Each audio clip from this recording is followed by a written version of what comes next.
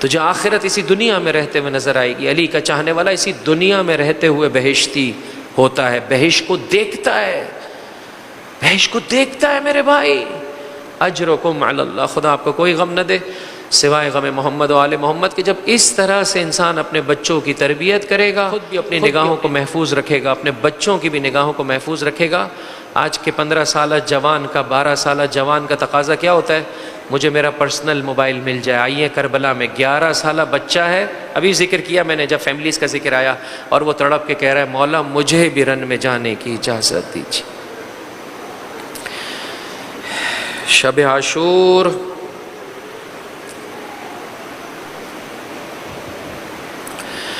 جب میرے مولا نے اپنے اصحاب کو یہ خوشخبری سنائی کہ کل کے شہداء میں تم میں سے ہر ایک کا شمار ہے، حسن کی نشانی دور سے دیکھ رہی ہے. یہاں تک کہ جب اصحاب اپنے اپنے خیموں میں چلے گئے، ایک مرتبہ چچا کی خدمت میں پہنچے، اور پہنچنے کے بعد سوال کیا، چچا مجھے اتنا بتا دیجیے آیا کل کے شہداء میں میرا بھی شمار ہے یا نہیں ہے؟ ڈر رہے ہیں 13 سال کا ہوں، کہیں ایسا نہ ہو چچا مجھے رن میں جانے کی اجازت نہ دے. اے رونے والے، اپنے لیے، اپنے بچوں کے لیے، اپنے معاشرے کے لیے دعا طلب کرے عزیزو. ہمیں شہادت سے محبت ہو جائے، ہمیں دنیا کی نسبت سے بے رغبتی نہ مل جائے عزیزو. انشاءاللہ سرزمین کربلا کو اپنی نگاہوں کے سامنے رکھتے ہوئے شب جمعہ عزیزو، شب زیارت سید الشہداء ہے. الحمدللہ اس مجلس کا یہ منفرد ہے سلسلہ کہ یہ جو اوقات ہے نا عزیزو، مصائب کے پڑھے جانے والے اوقات، یہ بہت قیمتی اوقات ہے. مغرب سے متصل جو لمحات ہیں بہت قیمتی ہے عزیزو. جو مانگو گے اللہ تبارک و تعالیٰ عطا فرمائے. انشاءاللہ توجہ کے ساتھ سید الشہداء کی بارگاہ میں سلام بھیجتے. السلام علی الحسین وعلی علی ابن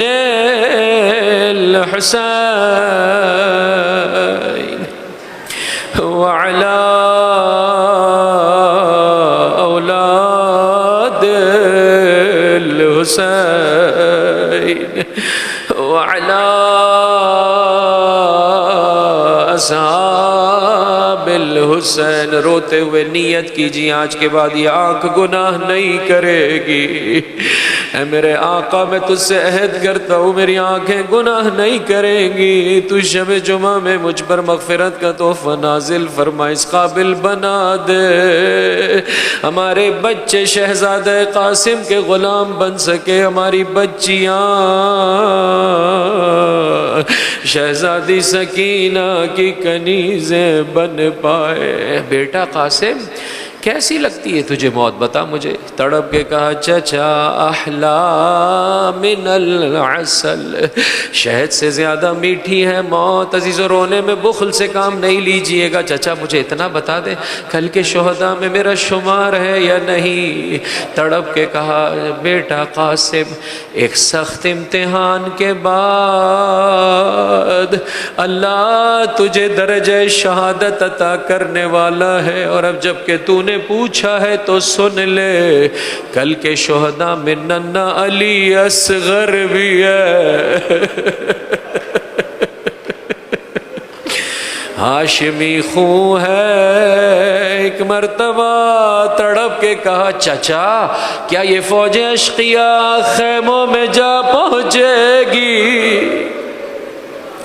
یہ دیکھتے ہوئے قاسم تحمل نہیں رکھتے. میرے مولا نے فرمایا نہیں بیٹا، میں اپنے ہاتھوں میں اپنے علی اصغر کو لوں گا، میں ہاتھ جوڑ کر عرض کروں گا آقا. قاسم تصور نہ کر سکے فوج اشقیاء خیموں میں داخل ہو جائے. اے مولا آپ کا وقت آخر تھا جب آپ نے دیکھا فوج اشقیاء خیموں میں داخل ہو رہی ہے. تڑپ کے کہا لئینو رک جاؤ، ابھی حسین زندہ ہے. ہائے رے سید سجاد، خیمے جلے، چادریں چھینی گئی، رسول زادیہ علی زادیہ پھر سید سجاد کیوں نہ روئے. اجرکم علی اللہ، اجرکم علی اللہ. روز عاشور نمودار ہوا عزیزوں، روز عاشور نمودار ہوا. یہ مصیبت بھی عزیزوں میں آپ کی خدمت میں پڑھ رہا ہوں، شاید اس طریقے سے آپ نے نہیں سنی، عربی کتابوں میں موجود ہے، وہ میں آپ کی خدمت میں پڑھ رہا ہوں عزیزوں. صبح عاشور جب نمودار ہوئی، قاسم مسلسل آتے ہیں مولا و آقا کی بارگاہ میں، لیکن آپ کو اجازت نہیں نصیب ہو رہی. یہاں تک ایک وقت جب قاسم حسن کی نشانی کو اپنی نگاہوں کے سامنے دیکھا، سید الشہداء نے اپنے گلے سے لگایا، اور گلے سے لگانے کے بعد چچا اور بھتیجا اتنا روئے کہ دونوں پر غشی طاری ہو گئی. قاسم دیکھتے ہیں کہ مجھے چچا رن میں جانے کی اجازت نہیں دیتے. کیا کیا عزیزو؟ ہاں کیا کیا قاسم نے؟ چچا کے ہاتھوں کے، چچا کے پیروں کے بوسے لینا شروع کیے. چچا مجھے رن میں جانے کی اجازت دے دے. حسین نے اپنے بھتیجے کو آمادہ کیا. کوئی زرہ نہیں ہے جو قاسم کے زیب تن کی جا سکے. قاسم کا جہاد شروع ہوا. کتنے لعینوں کو قاسم نے واصل جہنم کیا. حمید ابن مسلم کہتا ہے میں نے ایک شقی کو دیکھا، اس نے کہا میں اس بچے پر وار کرنا چاہوں گا. کر رہا ہے کیوں؟ اس آگے بڑھنے نہیں سنا اس نے، اور آگے بڑھا. عزیزو کربلا کی زمین پر وہ وقت آیا، قاسم کا سر شگافتہ ہوا. زمین کربلا کی جانب قاسم کا رخ ہے. عزیزو انشاءاللہ بلند آواز سے گریہ کیجئے. شب جمعہ ہے، ایک ماں عزیزو، شب جمعہ تمام انبیاء، تمام اوصیاء، ماں فاطمہ زہرا سرزمین کربلا اپنے حسین کا ماتم کرنے کے لیے پہنچتی ہے. کروبین میں کوہرام ہوتا ہے. عزیزو جتنا اچھے طریقے سے گریہ کرو گے، اس عالم کا ذرہ ذرہ دعا دے گا. اجرکم علی اللہ. قاسم زمین کربلا کی جانب، چچا میری مدد کو پہنچیے. اپنے قاسم کا سلام آخر. حسین کسی عقابی شکاری عقاب کی مانند آمادہ تھے. بہت تیزی سے اپنے آپ کو قاسم تک پہنچانا چاہا، اس لعین کو موقع نہیں ملا. امام نے وار کیا، اس لعین کے دونوں بازو قلم ہو گئے. اس نے فوج اشقیاء کو مدد کے لیے بلایا. راوی یہ کہتا ہے مٹی کا طوفان تھا، کچھ دکھائی نہیں دیتا تھا.